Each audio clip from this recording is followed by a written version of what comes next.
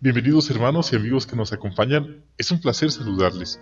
En esta transmisión vamos a estar considerando las respuestas al estudio bíblico de la congregación para la semana del 30 de diciembre al 5 de enero de 2019.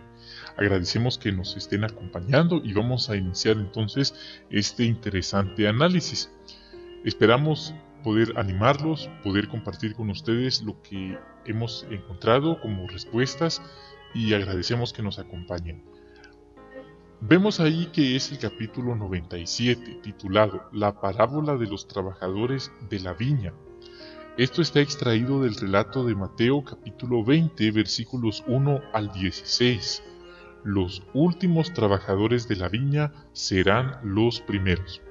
En otro video ya compartimos la audiolectura de estos párrafos, así como del texto bíblico, así que vamos a pasar directamente a las preguntas de análisis de esta lección del capítulo 97.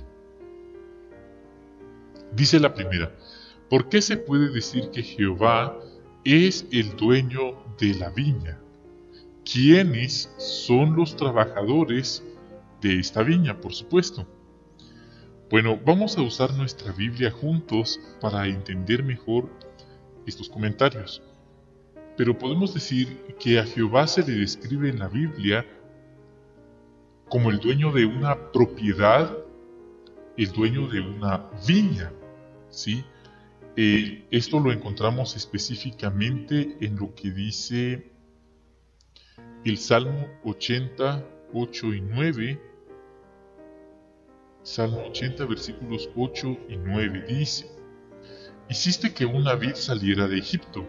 Nota eso, la vid es Israel. Y antes de plantarla expulsaste a las naciones, despejaste un terreno para ella y echó raíces y llenó la tierra. ¿Quién es el dueño de Israel? Es Jehová. ¿Quién es esta viña? Es Israel. Se está refiriendo a Israel, según leemos en el texto. Esto estaba aplicándose al momento en que Dios los liberó de Egipto. Y por supuesto que intervino a favor de ellos para salvarlos. Ahora, si vemos en Isaías, capítulo 5, versículos 3 y 4, dice: y ahora habitantes de Jerusalén y hombres de Judá, juzguen entre mi viña y yo, es decir, entre el pueblo de él. ¿Qué más podía haber hecho yo por mi viña que no haya hecho ya? Nota ahí, por el pueblo de Israel. Si yo esperaba uvas buenas, ¿por qué produjo solo uvas silvestres? Entonces, por esto que estamos leyendo, se puede decir, y ahí está claro, que Jehová es el dueño de la viña, ¿sí? Y esta viña en ese momento representó a la nación de Israel. Ahora, ¿quiénes son los trabajadores? Bueno, son las personas, en este momento podríamos, según este contexto, en aquel momento, sí, eran los israelitas. Los israelitas que estaban bajo el pacto de la ley eran como los que trabajaban en esta viña. Por eso ahí Dios les pidió cuentas porque no han dado buenos frutos, buenas uvas, a pesar de todo lo que Él había hecho por ellos. Por supuesto, esto incluye también a los líderes religiosos judíos, a los judíos normales, que no son sacerdotes, que son personas comunes y corrientes. Ahora pasemos a la siguiente. ¿A qué gran cambio se hace referencia cuando Jesús cuenta esta historia? Bueno, aquí entendemos que se hace referencia a un cambio drástico de circunstancias. Los que se sienten los primeros, es decir, los líderes religiosos, los escribas, los fariseos, pasarán a ser los últimos, ¿sí? Y los últimos, la gente común, corriente, ordinaria, gente pobre, gente olvidada, pasarán a ser primeros. Y Jesús les dijo a aquellos líderes religiosos que el cambio mayor iba a ser cuando se les dejara su casa abandonada, ¿sí? Y por eso en Gálatas 6:16 el apóstol Pablo hace mención del Israel de Dios. Entonces está claro que para ese punto estas personas judías que ejecutaron al Mesías, que lo rechazaron, que no aceptaron lo que decían las profecías, rechazaron a Dios. En ese sentido, se les dejó abandonados. No estamos diciendo también que todos los israelitas no tienen la aprobación de Dios, pues también la organización tiene congregaciones testigos de Jehová en Israel. Hasta se han celebrado asambleas en Israel y han asistido hermanos del cuerpo gobernante. Pero este es otro tema y hay un nuevo entendimiento, hay un entendimiento actualizado a este respecto también, pero no vamos a profundizar porque no es el tema en cuestión. Tercera pregunta, ¿en qué momento ocurre este cambio? Bueno, Juan el Bautista se refirió a los que formarían parte de esta nueva nación cuando dijo que en el futuro habría un bautismo con Espíritu Santo. ¿Y cuándo fue esto? Según leemos en el libro de Hechos, esto ocurrió en el Pentecostés del año 33 de nuestra era. Ese fue el inicio de la congregación cristiana. Entonces ellos fueron ungidos y ahí se cumplió pues el nacimiento de esta congregación cristiana. Y no solo eso, los últimos pasaron a ser los primeros. Es seguro que los que se quedaron tiempo después y no obedecieron el mandamiento de Jesús fueron ejecutados por los ejércitos romanos. Entonces definitivamente que los últimos, los apóstoles, las personas comunes y corrientes, pasaron a ser los primeros. Ahora, ¿qué puntos prácticos aprendemos de esta lección? Bueno, nunca debemos cuestionarle a Jehová ni a Jesús en cuanto a lo que están haciendo o lo que están permitiendo que pase. Nunca debemos cuestionar. También Jehová no obliga a nadie a servirle. Sí, Él no obligó a los fariseos a que aceptaran a su hijo. Él dejó que ellos decidieran lo que iban a hacer. Los fariseos, los escribas, los líderes religiosos se sentían irreemplazables para Dios, pero Dios les demostró que para Él ellos no eran irreemplazables como individuos, pues Jehová utilizó personas comunes y corrientes para cumplir su propósito. Y eso es cierto, Jehová puede valerse de personas comunes y corrientes que no son prominentes en un sentido económico, en un sentido racial, para realizar su propósito. Nosotros como humanos jamás le diremos a Jehová o Jesús cómo tienen que realizar su propósito o sus propósitos. Los fariseos creían saberlo todo y creían que ellos le iban a decir a Dios cómo actuar, y esto terminó en su ruina total. Entonces nosotros, como hemos aprendido, queremos ser humildes, jamás queremos cuestionar a Jehová, ni pretender saberlo todo. Entonces hay cosas que aún no conocemos, aún no sabemos, quizás pensamos algo, pero es mejor dejar que Jehová actúe a través de su Hijo Jesús y que ellos lo tienen todo bajo control. Nosotros solo tenemos que ser obedientes, ¿sí?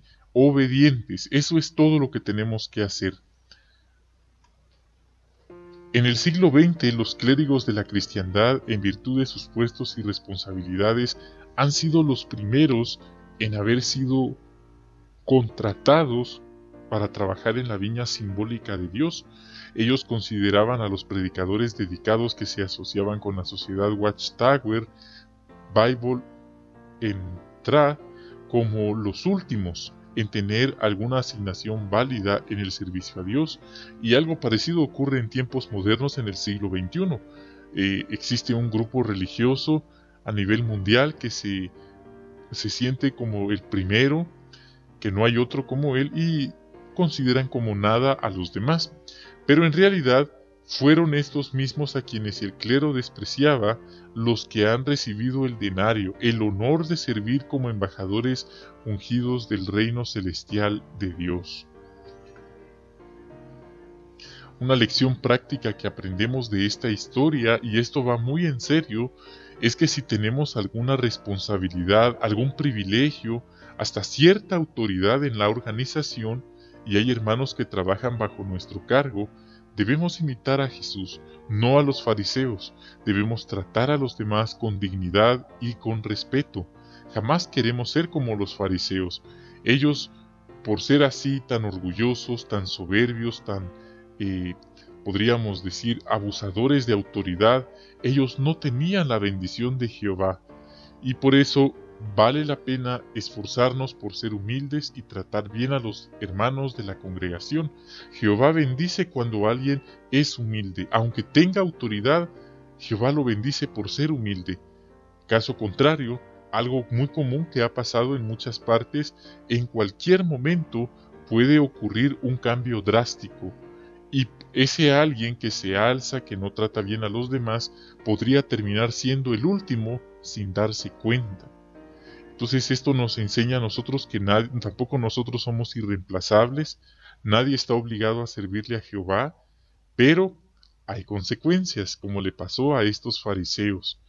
Entonces esos son algunos puntos que aprendemos. También en la viña a todos se les dio un denario. Esto nos enseña que Jehová y Jesús recompensarán nuestro esfuerzo por servirles. Por eso no debemos compararnos con los demás hermanos, no tenemos idea de las cosas que otros han vivido, así que mejor no compararnos, mejor servir a Dios lo mejor que podamos según nuestras circunstancias. Al final, con privilegios o sin privilegios, todos recibiremos ese mismo denario, es decir, la recompensa de la vida eterna, todos. Ante Dios no cuentan nuestros privilegios, sino más bien una buena actitud dispuesta a obedecer las instrucciones. Sí, eso es lo que queremos tener claro, una actitud dispuesta a obedecer las instrucciones de Dios. Los fariseos pensaban que por los puestos de autoridad que ellos tenían, ellos ya no tenían que obedecer tanto como los demás. Y sería muy triste que nosotros pensáramos que por tener privilegios de servicio ya no tenemos que ceñirnos o apegarnos a las instrucciones. Eso sería algo muy triste, sino más bien todos tenemos que estar dispuestos a obedecer. Queridos hermanos, ha sido un placer. Gracias por acompañarnos. Es así como finalizamos esta transmisión. Con esto pues no concluimos el libro. Todavía quedan más capítulos que vamos a seguir analizando juntos, pero aún así podemos seguir pendientes porque este año 2019 ya finalizó. Esperamos iniciar sin novedad el próximo, el 2020, y mientras nuestro Dios Altísimo Jehová nos dé la vida, pues será un privilegio seguir aquí con ustedes, seguir sirviéndoles, seguirles compartiendo esta ayuda para prepararnos mejor para la reunión, y por supuesto queremos seguir sirviendo a Dios en santidad, en humildad, sí, respetando a nuestros hermanos, amándolos. Es así como finalizamos entonces. Bendiciones a ustedes, a sus familias, hasta la próxima.